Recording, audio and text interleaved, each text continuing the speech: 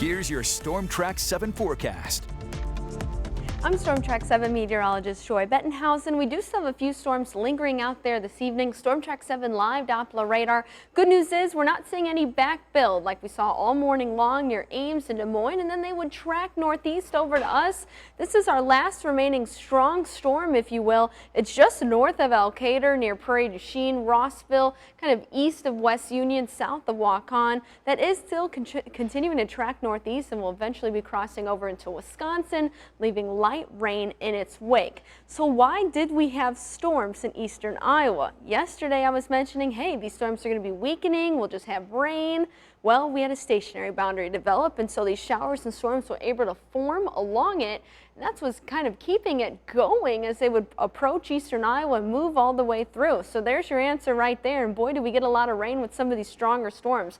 Several inches of rain just west of Waterloo. It's south near the Grundy Center area. Looks like we have several inches as well near New Hampton and just south of Decorah, north of Elkader. Threat tracker is showing when all this rain is done, we'll have a partly to mostly cloudy sky tonight. Later on Monday night, we could have a chance of strong storms, and we have a wind advisory in play for some. Tuesday, yet again, another round of showers and storms. Wind advisory goes into effect tomorrow, 7 a.m. to 4 p.m. for our northwestern counties, where we could see winds gusting to 45 miles per hour. We'll kick off early tomorrow with 35-mile-per-hour wind gusts. That'll start overnight, and then notice through about mid-morning all the way to the evening hours, that's when we could see those 45-mile-per-hour wind gusts. Did you miss the warm weather today? Don't you worry, it's back tomorrow where all of eastern Iowa should be into the 80s. It's going to feel like summer out there. And of course, with humidity rising once again, we got to talk about heat index. We don't really have to worry about it too much. Monday and Tuesday, heat indices will be in the upper 80s, but likely about midweek temperatures start to rise. A little bit more moisture pumps in.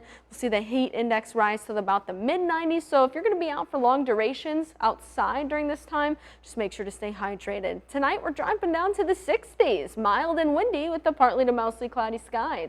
Tomorrow, we're warming up to the mid to upper 80s. It's going to be a hot day, gusty winds, and when we're tracking our next chance of showers and storms. Storm Prediction Center has our northern and western, even our central counties under a level 2 out of 5 risk or a slight risk for severe storms, where if storms do fire, we do have the chance for large hail, damaging wind gusts, and a few tornadoes. There's just one big question is, can we break the cap? We've got a lot of forcings in play. We've got our moisture, we've got our lift, we've got our wind stability, we've got our wind shear, but there will be a layer of stable air just above the surface, and it looks like we may be able to break that. That'll be later on in the evening hours, though.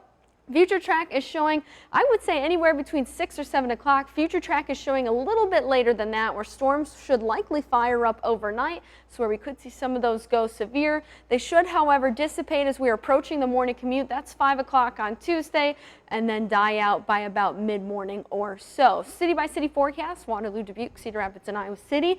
Mid to upper 80s through this upcoming work week. Get ready, summer is here. Temperatures do fall a little bit though for next weekend as we are tracking yet again another round of showers and storms.